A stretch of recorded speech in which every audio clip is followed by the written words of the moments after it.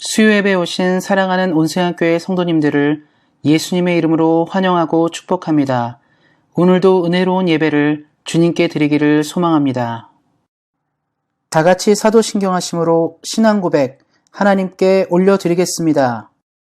전능하사 천지를 만드신 하나님 아버지를 내가 믿사오며 그 외아들 우리 주 예수 그리스도를 믿사오니 이는 성령으로 잉태하사 동정녀 마리아에게 나시고 본디오 빌라도에게 고난을 받으사 십자가에 못 박혀 죽으시고 장사한 지 사흘 만에 죽은 자 가운데서 다시 살아나시며 하늘에 오르사 전능하신 하나님 우편에 앉아 계시다가 저리로서 산 자와 죽은 자를 심판하러 오시리라. 성령을 믿사오며 거룩한 공회와 성도가 서로 교통하는 것과 죄를 사하여 주시는 것과 몸이 다시 사는 것과 영원히 사는 것을 믿사옵나이다. 아멘. 다같이 찬송가 89장 샤론의 꽃 예수 함께 찬양하시겠습니다.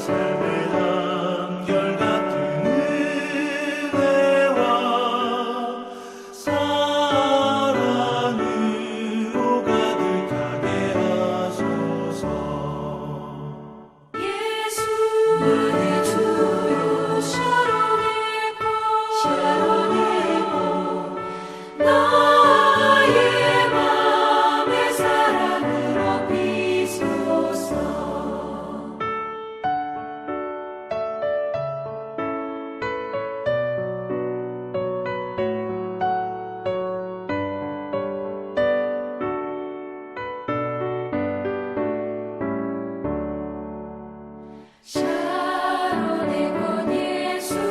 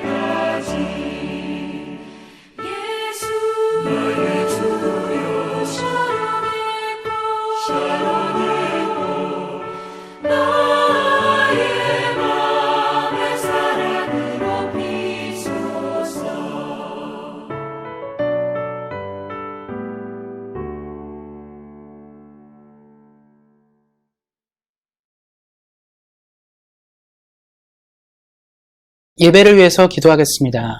하나님 감사합니다. 오늘 예배를 허락하심에 감사를 드립니다.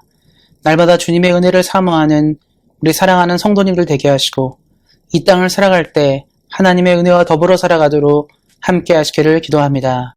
이 땅을 살면서 날마다 예수님의 은혜를 따라 예수님의 사랑을 따라 살 수 있도록 도와주시고 매 순간 한순간마다 성령 없이는 살지 못하는 우리 그러한 인생들 되도록 함께 하시기를 기도합니다. 하나님, 우리가 주 앞에 범죄한 일이 있을 때 우리가 그것을 도피하거나 회피하지 않게 하시고 언제나 주님 앞에 달려나와 겸손한 마음으로 회개하게 하시고 주님의 보혈로 깨끗해지는 인생 누리도록 함께 하시기를 기도합니다.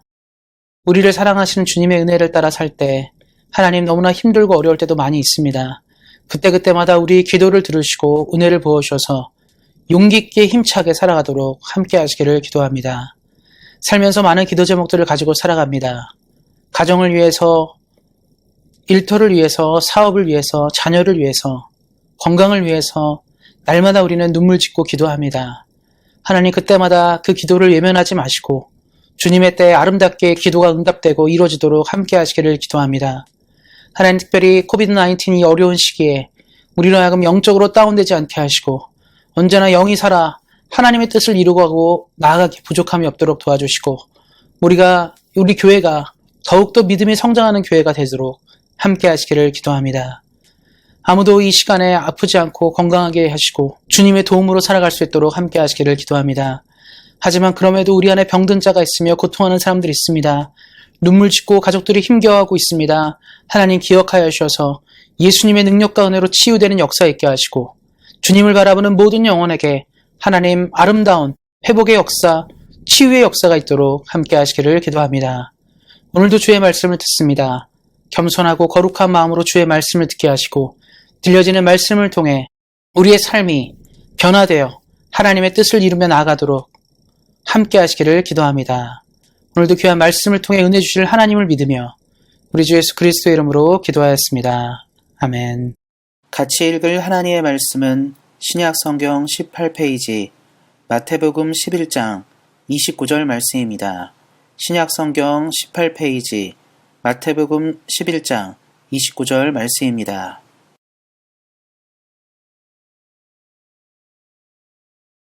나는 마음이 온유하고 겸손하니 나의 멍에를 메고 내게 배우라. 그리하면 너희 마음이 쉼을 얻으리니. 아멘. 기도하고 말씀토록 하겠습니다. 하나님, 이 시간 우리에게 주의 말씀을 허락하여 주시고 살아계신 하나님의 말씀을 통해 우리가 온전한 삶을 살아가기에 부족함이 없도록 함께 하시기를 기도합니다. 말씀의 은혜와 말씀의 깊이가 이 시간 넘쳐나게 하시고 말씀을 통해 우리의 삶이 더욱더 하나님이 원하는 삶으로 나아가도록 함께 하시기를 기도합니다. 이 시간 말씀을 전하는 사람과 듣는 모든 사람에게 하나님의 은혜가 충만하게 임하기를 원하며 우리를 구원하신 우리 주 예수 그리스도의 이름으로 기도하였습니다. 아멘. 오늘은 성령의 9가지 열매 중 하나인 온유를 통해서 함께 은혜를 나누고자 합니다. 코로나의 시기를 보내면서 특별히 한 1년 넘게 지금 이 시간을 보내고 있는데요. 많은 사람들이 힘겨워하고 있습니다. 특별히 상인들이라든가 또 필수 업종이 아닌 사람들은 일자리를 잃기도 합니다. 그래서 불러주지 않고 사람들이 찾지 않기 때문에 힘겨워하는 경우들 가운데 있습니다. 이와 반면에 어떠한 사람들은 굉장히 바쁜 시간들을 보내기도 합니다. 특별히 카운셀러들은 이 시기에 많은 사람들이 그들을 찾아요. 왜냐하면 그들을 통해서 힘들고 어려운 마음들을 위로받기 원하기 때문에 많은 사람들이 카운셀러라든가 또 상담하는 사람들, 또 어떤 위로하는 사람들을 많이 찾는 시대 가운데 있습니다. 어쩌면 우리는 이 시대를 살면서 꼭 코로나가 아니더라도 항상 우리는 우리의 마음을 보듬어주고 다듬어주고 위로해줄 사람이 필요합니다. 성령의 9가지 열매 중 하나인 온유는 바로 이런 위로를 전해줄 수 있는 귀한 성품입니다. 말씀을 통해서 이 아름다운 열매인 온유가 우리 사랑하는 성도님들에게 잘 열매 맺기를 예수님의 이름으로 축원드립니다. 먼저 온유에 대해 살펴볼 때 온유가 어떤 뜻을 가지고 있는지를 먼저 생각해 봐야 됩니다. 온유라는 단어는 한자어로 된 단어고요. 따뜻할 온자와 부드러울 유자로 마음이 따뜻하고 부드러운 것을 의미합니다.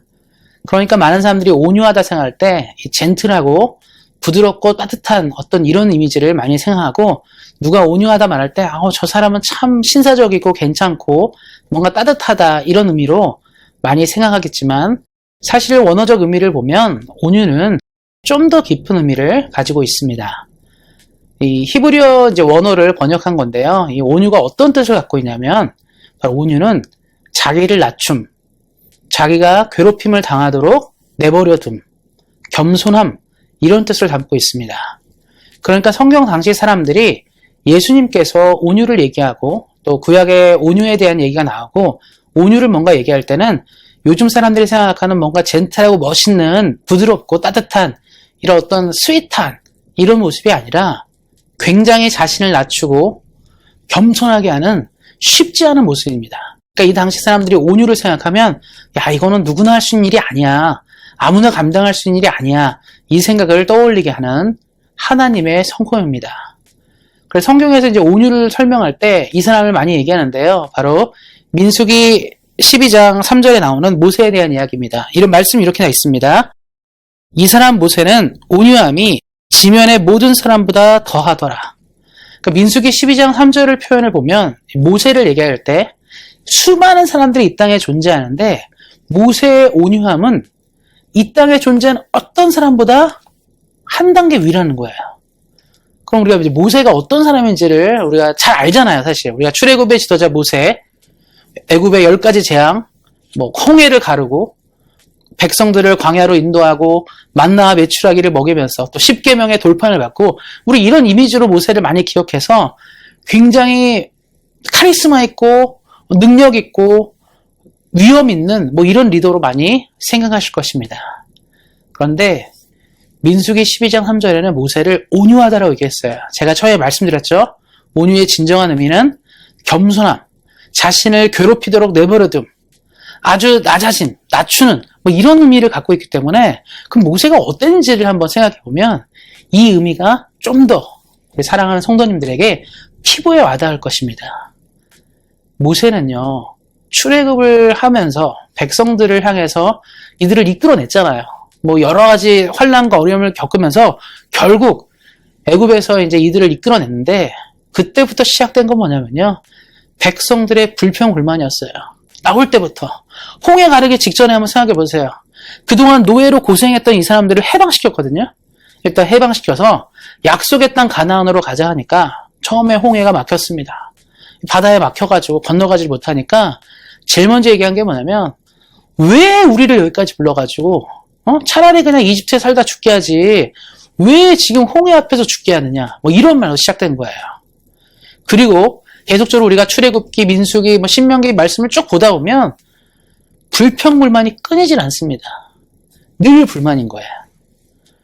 하나님이 배고프다 하니까 만나를 내려줬잖아요. 그럼 만나가 처음에는 맛있고 좋은 과자라 해서 그거 먹다가 입에 물리니까 불만을 토로하고, 그럼 또 메추라기 내려주고, 계속 이런 식인 거예요. 어떤 문제들이 자꾸 생기면 늘 모세를 원망하고 비방했다는 겁니다. 그런데 성경을 잘 보면 모세가 백성들을 향해서 분노하고 화를 내면서, 너네가 뭔데 나한테 그러냐, 내가 너희들을 위해 얼마나 애썼는데 이런 식으로 하냐고 말하지 않았다는 거예요. 그냥 그는 이거를 다 받아들였습니다. 그러니까 모세의 삶은 비난과 불평을 들으면서도 그냥 갔다는 거예요. 그가 얼마나 괴로웠겠습니까? 그의 삶이 얼마나 힘들었겠어요. 우리도 그렇지 않습니까?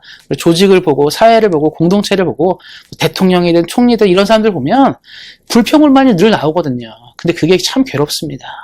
그리고 심지어는요, 이 땅을 사는 많은 사람들이 불평과 불만 때문에 뭐를 하지도 못하는 경우도 많거든요. 근데 모세는요, 평생 이렇게 산 거예요. 그런데도 불구하고 자신의 감정을 컨트롤해서, 자신의 마음들을 컨트롤해서 한 번도 이 백성들을 향해서 화분을 쏟아내지 않고 갔다는 겁니다. 물론 나중에 모세가 가데스 바네아에서 분을 한번 일으켜서 약속의 땅으로 가지 못하게 되지만, 그거 한 번만 성경에 기록되어 있지 그 외에는 모두 모세가 감당했다는 것을 말해줍니다. 그러니까 우리 사랑하는 성도님들이 모세를 생각할 때 뭐냐면, 출애굽의 위대한 지도자만 생각하지 마시고 그 여정 가운데 끊임없는 불평과 불만, 비난, 모세의 리더십들을 위협하고 모세가 하고자 하는 것들을 방해하고 괴롭혔던 사람들이 계속 많이 있었어요. 아마 우리 같았으면 뭐 하죠? 내가 그만둘게. 내가 안 할게. 너네가 그렇게 불만이면 나 안 하면 되잖아. 나 그만둘게. 이랬을 겁니다. 근데 모세는 어떻게 했죠? 참았어요.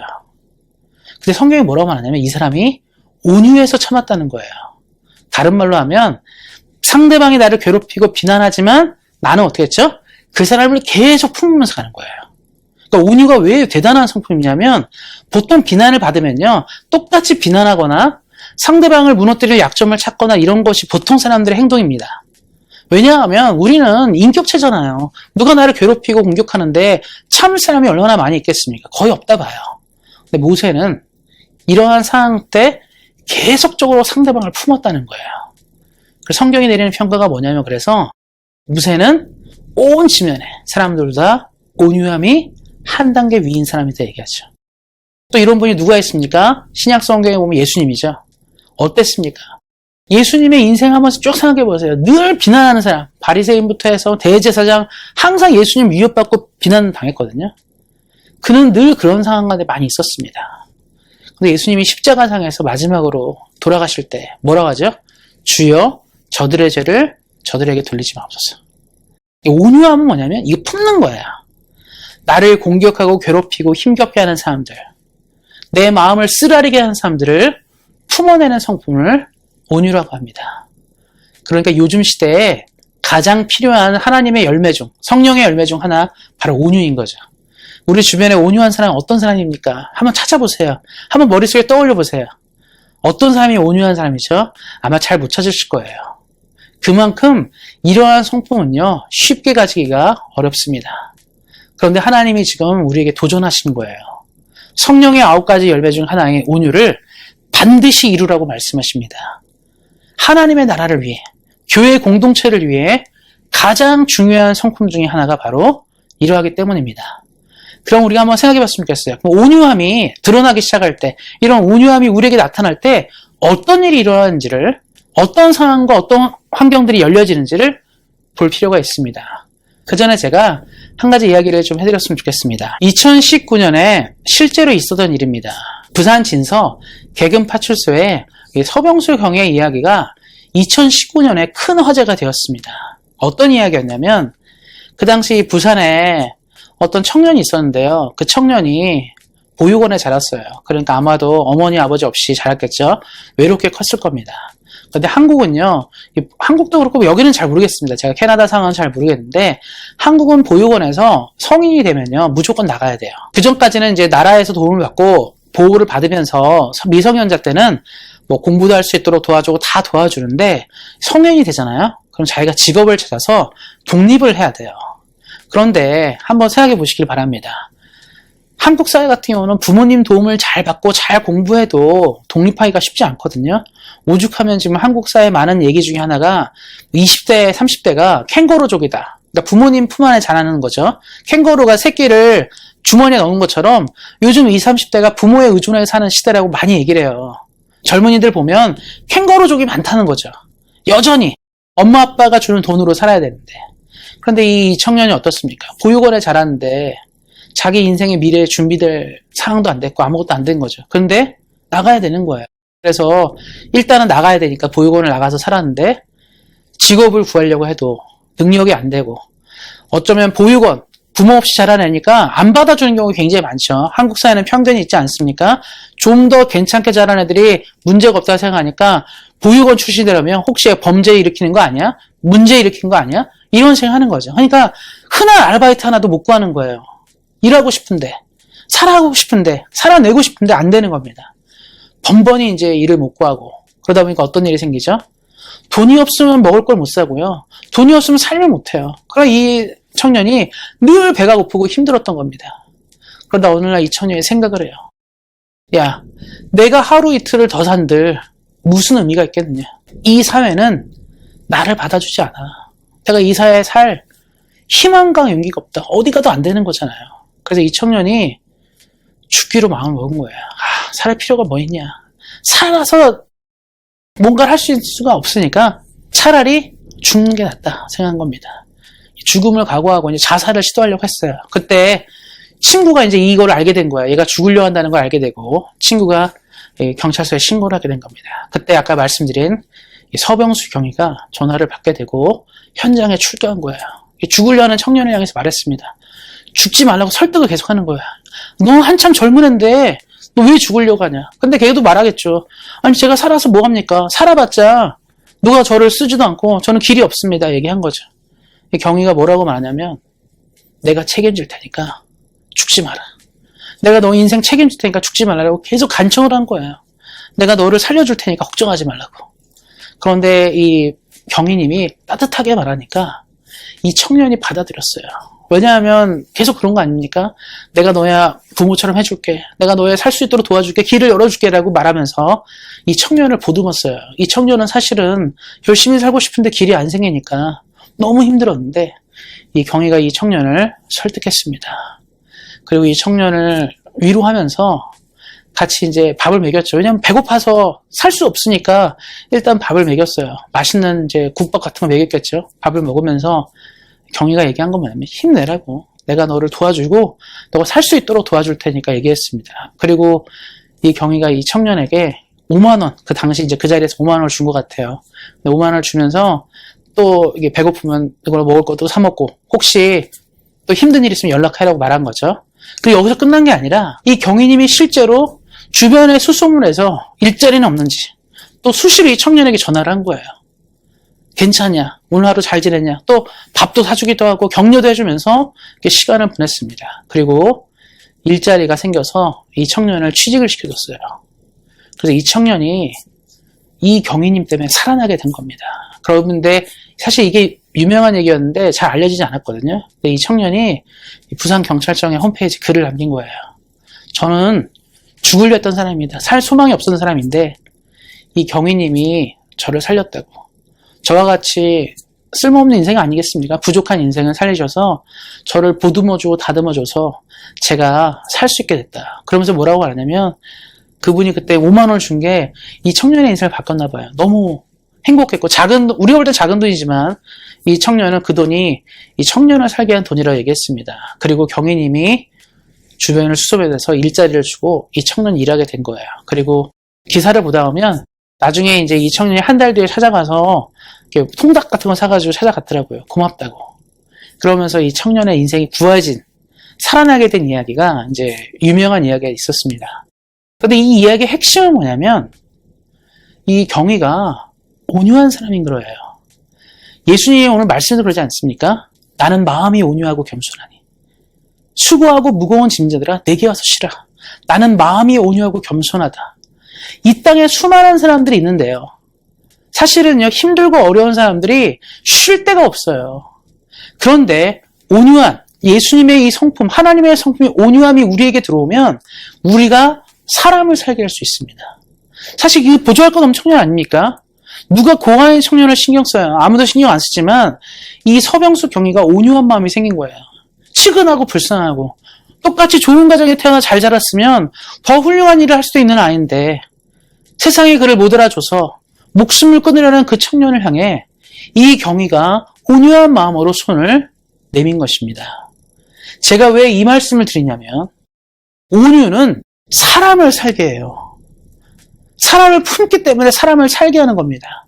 성경에 가장 많이 나오는 이야기 중에 하나는 뭐냐면 별 볼 일 없는 인생을 하나님이 품으시는 내용이 나오는데 그게 온유예요.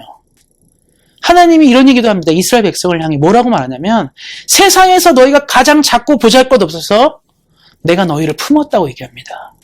이건 무슨 말이냐면 하나님의 온유한 마음이 이들을 품어낸 거예요. 이 온유는 품다고 했잖아요. 자기를 낮추면서까지도 품으시는 하나님의 사랑. 이스라엘 백성이 뭡니까? 그들이 뭐길래? 그렇지만 하나님이 그들을 품어내셨어요. 바울이 있었습니다. 성경에 유명한 사람이죠. 우리는 바울 위대하고 존경하고 훌륭한 사람으로 얘기하지만 예수님의 박해자였고 복음의 박해자였고 아주 못된 사람이었어요. 근데 바울이 회심해서 교회 공동체에 들어왔을 때 아무도 그를 보듬어 준 게 아니에요. 경계했습니다. 저 사람 스파이 아니야? 교회 조직을 일망타진하러 들어오는 가짜 아니야? 다 경계했을 때 바나바가 그를 품었어요. 온유한 마음으로. 사람을 품는 게 굉장히 어렵습니다. 왜냐하면 처음에 말씀드렸죠. 온유가 자기를 낮춘다는 뜻인데, 겸손한 뜻인데, 누군가를 품으려면요, 나를 내리지 않으면 못 품어요. 나를 내리지 않으면 사람을 절대로 품을 수가 없습니다. 사람을 이해하고 품는 건요, 내 감정을 내린다는 뜻이에요. 전혀 이해할 수 없는 사람을 내 감정이 아닌 상대방의 감정으로 품어내는 것입니다. 세상에 그래서 이 온유가 필요해요. 사람을 건져내기 위해서 필요합니다. 복음은 사람을 건져내잖아요. 우리 사랑하는 성도님들, 품을 수 있어야 됩니다. 이해할 수 있어야 돼요. 신앙은 여기서 시작됩니다. 다른 데 시작되지 않아요. 그래서 어려운 겁니다. 자기를 낮추고 겸손하고 자기를 괴롭힘에 당하게 내어둘 정도로 온유는 굉장히 어렵습니다. 그런데 그 온유가 있기 시작하면요, 사람이 살고 공동체가 살고 많은 것들이 변화되게 됩니다. 세상에 많은 사람들이 그 사람의 가치를 알아주기 시작할 때, 그 사람이 누구인지를 품어주기 시작할 때 일어나는 일들이거든요. 그것이 너무나 필요한 것이죠. 그래서 예수님이 늘 말하는 게 뭐냐면, 오늘 말씀에 나온 것처럼 수고하고 무거운 짐들아 다 내게로 오라. 내가 너희를 쉬게 하겠다. 이런 얘기를 너무 많이 하죠. 그래서 우리는 이런 말을 들을 때도 어떻게 하죠? 예수님께 가서 쉬겠습니다. 예수님 나를 받아주세요. 그래서 우리 맨날 그러잖아요. 천부여 의지 없어서 손들고 옵니다. 주님 내가 연약하기 때문에 주님께 옵니다. 연약한 나를 받아주시옵소서. 우리 이렇게 하면서 가지 않습니까? 우리는 예수님께 기대하는 게 우리를 받아달라는 것. 예수님의 온유한 심령으로 우리를 격려해달라고 우리는 늘 이야기합니다. 그게 보통 여기서 끝나요, 근데. 신앙생활은 이러면 안 되는데 보통 우리는 반대서 끝납니다. 예수님은 내 심령을 이해해. 내 마음을 이해해. 예수님 날 받아주실 거야. 우린 예수님께 가죠. 내 마음을 토로하고 내 힘든 걸 토로하면서 예수님께 갑니다. 예수님 우리를 받아주시죠. 그리고 우리는 여기서 끝나는 경우가 너무 많아요. 그런데 하나님은 우리에게 한 단계를 더 원하십니다. 이게 우리에게 오늘 제일 중요한 이야기 중에 하나죠. 예수님처럼 살라고 말씀하시죠. 하나님 늘 우리에게 말해요. 예수님처럼 살라. 말씀에 이런 말이 있습니다. 어떤 말씀이냐면요. 제가 한번 읽어드리겠습니다. 에베소서 4장 13절 말씀인데요. 우리가 다 하나님의 아들을 믿는 것과 아는 일에 하나가 되어 온전한 사랑을 이루어 그리스도의 장성한 분량이 충만한 데까지 이르리니. 하나님이 우리에게 원하시는 목표는 예수님처럼 사는 것입니다. 오늘 말씀에 나온 것처럼 나는 마음이 온유하고 겸손한 일을 말했던 이 예수님의 마음이 우리에게 있어야 돼요. 저 아까 지금 말씀드린 것처럼, 방금 제가 말씀드린 것처럼 서병수 경이라는 그 한 사람이 온유한 마음을 가지니까 한 사람을 살게 한 것처럼 예수님은 지금 우리에게 이 땅을 향해서 또 우리 교회 공동체를 향해서 우리 가족을 향해 친구와 이웃을 향해 그러한 심령으로 살아간다고 말하는데, 왜냐하면 예수님이 그렇게 사셨기 때문에 그런 걸 하는 거거든요. 신앙생활의 그래서 최고의 목표는 예수님처럼 사는 겁니다. 근데 예수님의 가장 멋있고 훌륭한 모습 중에 하나가 뭐냐면 바로 온유함이죠. 누군가를 품어내는 온유함이 있습니다. 제가 왜 이 말씀을 드리냐면 예전에는요, 교회는요, 사람들이 위로받고 쉬는 곳이 됐어요. 힘들고 지치고 어려운 영혼들이 교회를 통해 위로받았습니다. 그래서 만약 오갈 데 없는 사람들이 교회에 와서 격려받고 위로받고, 복음의 역사를 통해 본 것은 교회는 항상 가난하고 소외된 자를 끌어안았습니다. 예수님 어땠습니까? 예수님 당시에 부자들도 많고 권력자도 많고 막 그랬는데 권력에 기대거나 기생하려 하지 않았어요. 예수님이 항상 있는 자리는 어디냐면 고아와 과부와 나그네, 세리와 창녀와 같은 죄인들의 집단이나 방금 말씀드린 사회 최하층 계층들을 위해서 있었습니다. 그들과 함께 하셨어요. 근데 현대 교회는 어떻습니까? 요즘 교회는요, 정치 권력을 잡기 애쓰고 권력에 결탁하려 하고 어떤 세력화가 자꾸 되려고 해요. 그래서 자신의 의지를 보여주고 세상을 향해 굉장히 냉혹한 모습들을 보여줍니다. 온유한 마음이 없는 거예요. 온유는 누군가를 쉬게 해야 되는데 요즘 한국 교회나 뭐 전 세계의 많은 교회들의 모습이 어떻죠? 비난을 너무 많이 당하잖아요. 사람들이 교회를 생각하며 온유하고 따뜻하고 위로받고 격려받고 교회를 통해 삶이 새로워지고 이걸 생각하는 게 아니라, 교회는 왜 그래? 난 저런 교회 때문에 교회 안 다녀. 저런 예수 믿는 사람들의 교회가 너무 싫어. 이런 얘기를 너무 듣는다는 거예요. 사실 교회의 목표가 뭐죠? 교회의 최종 목표가 뭡니까? 예수님처럼 사는 거, 예수님 닮아가는 건데 거기서 너무 먼 거예요. 어쩌면 요즘 시대의 온유의 성품이 왜 우리에게 필요하냐면 이것이 회복이 되지 않으면 사람들은 예수님에 대해서 이해하거나 하나님이 알거나 복음을 이해하는데 멀어질 수밖에 없습니다. 예수님 당시에 복음이 파격적이고 초대교회의 복음이 위력적인 이유 중에 하나는 뭡니까? 품어낸 거예요. 우리 사랑하는 성도님들, 온유한 마음을 가지셔야 합니다. 우리는 온유를 회복해야 돼요. 시대를 향해서 기독교인들이 지금 해야 될 일은 세력을 만들고 정치화되고 뭔가 권력과 힘이 되고 그런 위력을 갖는 게 아니라 온유함의 위력을 가져야 합니다. 예전에 저도 중국 영화 많이 좋아해서 무협 영화 많이 봤는데 옛날에 보면 소림사공법이 제일 셌어요. 막 소림공법으로 막 척척척 해가지고 다 쓰러뜨리고 막 그랬는데 그때 새롭게 등장한 무리 문파가 있었습니다. 태극권 문파인데요. 태극권 문파가 뭐라고 시작했냐면 부드러움으로 강함을 제압한다. 소림사공법이 강권이에요. 세게 상대방을 부시고 때려가지고 이기는 거 세게 하는 겁니다. 권법이 세요. 그래서 주먹을 쓰는 것도 세고 발차기도 세고 막 세는데 태극권 어떻습니까? 우리 성도님들도 텔레비전에서 태극권 하는 거 중국 사람들 하는 거 봤죠? 막 춤추는 것 같아요. 막 이렇게 흔들면서. 저게 무슨 무술이야 이러는데 태극권의 핵심은 뭐냐면 상대가 강으로 들어오면 부드럽게 말아서 제압을 하는 거예요. 태극권이 그래서 무협영화 보다 보면 태극권이 굉장히 셉니다. 세게 찐 것도 쑥쑥 빼가지고 상대의 힘을 이용해가지고 부드럽게 제압하는 것이죠. 그럼 지금 이 시대를 향해서 온유는 뭐냐면 태극권 같은 거예요. 세상에 막 강으로 찔러대고 막 우리는 그러죠. 강으로 밀어붙여야 된다. 저게 저러면 나도 이렇게 세게 밀어붙여야 된다. 이렇게 얘기하잖아요. 항상 뭐가 보면 강대강 대치. 너가 날 때렸냐? 나도 너 때린다. 너가 핵폭탄 쓰냐? 나도 핵폭탄 쓴다. 이런 게 세상 논리거든요. 태극권 같은 말씀드렸지만 부드러운 거. 온유가 그거예요. 온유는 부드럽게 제압하는 겁니다. 너가 강이냐? 나는 유. 부드럽게. 그럼 부드럽게 제압하기 위해서 뭐가 필요하냐면요. 처음에도 말씀드렸지만 겸손한 거죠. 내가 당신을 품어내겠다. 당신의 마음과 아픔을 감당하겠다. 당신이 얼마나 힘들어하는지 고통하는지를 감당하겠다는 거죠. 상대방을 자꾸 이해하려는 거예요. 우리도 그러잖아요. 막 누군가 어떤 다툼이 있거나 갈등이 있을 때 항상 우리가 제일 중요한 게 뭐냐면 내가 쟤를 언제 한번 때려야 되는데 내가 쟤를 언제 한번 없애야 되는데 내가 어떻게 딱 해야 되는데 이런 생각을 딱 하는데 상대방이 겸손한 거예요. 굉장히 낮추고 제가 잘못했습니다. 부족합니다. 이해해 주십시오. 이렇게 말하면요. 못 때려요. 그렇잖아요. 우리가 또 매를 들어도 상대방이 사과하고 뭐 그러는데 그런 마음에 누그러지잖아요.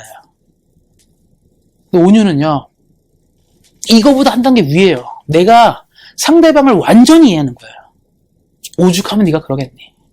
오죽하면 너가 그럴 수밖에 없겠니? 그 마음을 다 감당하는 겁니다. 그러니까 온유한 사람이 우리 주변에 있잖아요. 그럼 그가 뭘 하냐면 불평, 불만, 억울함, 괴로움, 고통을 다 흡수하는 거예요. 그 사람이 흡수해서 그쪽 같이 있는 공동체가 그 사람들이 오히려 평화를 유지하게 되는 상태를 만듭니다. 온유함은 그래서 아주 파괴적인 힘을 가지고 있어요. 평화의 힘을 보여줍니다. 어떻게 세상을 제압하는지를 보여주는 것이죠. 예수님이 제자들과 함께 모였습니다. 어느 날 모의를 해요. 내가 초인적인 능력이 있지 않냐? 너네 봤지 않냐? 내가 오병이어 봤지? 내가 이 갈릴리 바다에 풍랑을 잠재우는 거라든가 죽은 사람 살리는 거 보지 않았니? 그럼 이제부터 우리가 할 일이 뭡니까? 제자들에게 얘기하는 거예요. 잘 생각해봐라. 로마가 세상의 최강국이냐? 내가 그러면 저들을 물리치겠다. 작전을 짜고 군대를 만들고 힘을 모아서 로마에 대항하는 거예요. 왜 교회 다니는 사람을 괴롭히고 박해하느냐? 왜 교회를 힘들게 하느냐고 대항해서 로마를 쓰러뜨리면 됩니다. 유대인의 정부, 유대인 교회가 우리를 괴롭히냐? 그럼 우리 힘을 모아서 저 사람들이 우리 괴롭히지 못하게 하자. 이렇게 해야 돼요. 요즘 같으면 아마 그럴 것 같아요. 요즘 보면 교회들이 막 그러잖아요. 난리가 납니다. 근데 예수님이 어떻게 했죠? 베드로가 칼을 딱 들어서 예수님을 잡으러 온 사람, 대제사장의 종 말고의 귀를 쳐내렸습니다. 예수님이 뭐라고 하죠? 칼로 손자는 칼로 망한다. 하나님의 나라는 그런 것이 아니다. 나는 지금 이 순간에 저 사람들이 나를 죽이려는 이 순간에도 나는 그들을 품을 준비가 되어 있다. 예수님 묵묵히 성경에 이렇게까지 얘기해요. 이사야 말씀에는 도살장에 끌려가는 어린 양같이 입을 열지 않고 그가 끌려가 십자가에 달려 죽었다 얘기합니다.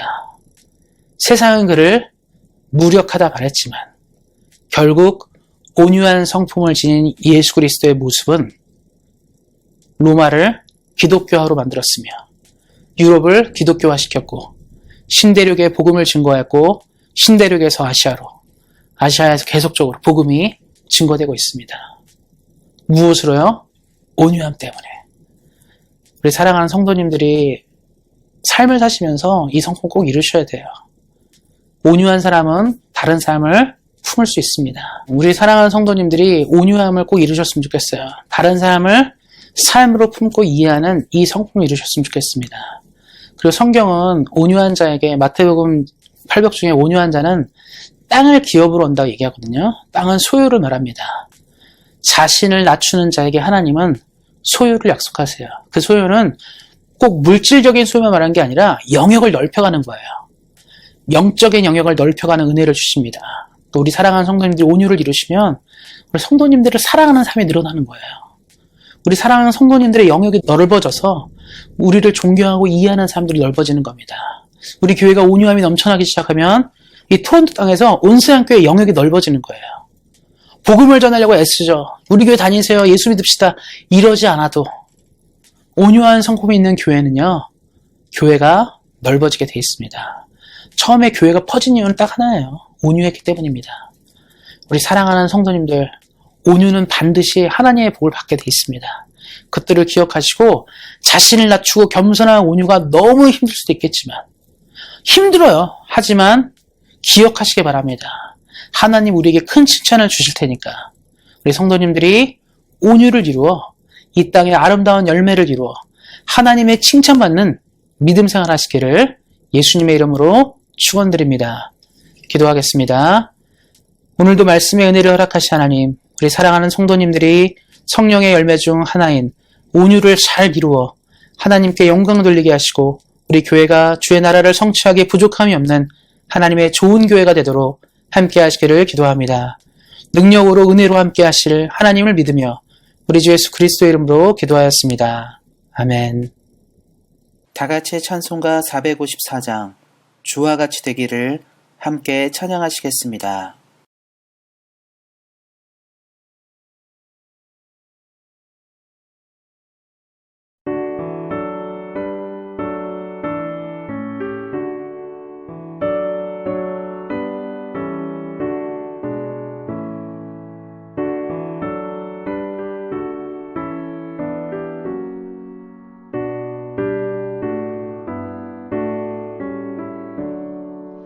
주와 같이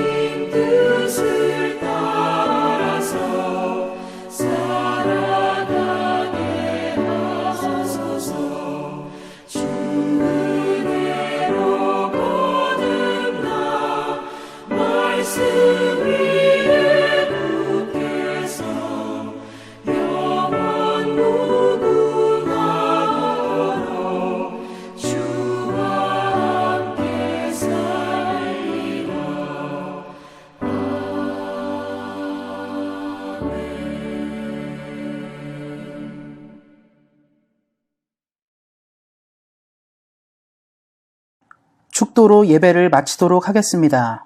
이제는 우리 주 예수 그리스도의 은혜와 하나님 아버지의 그 크신 사랑과 성령의 교통하심이 성령의 9가지 열매 중 하나인 온유를 온전히 이루어 이 땅을 살아가기 원하는 사랑하는 온세한교회 모든 성도님들 머리 위에, 이들의 가정과 자녀와 일터와 사업 위에, 그리고 주의 긍휼이 필요한 대한민국과 캐나다 위에 이제로부터 영원토록 함께 하시기를 간절히 축원하옵나이다. 아멘.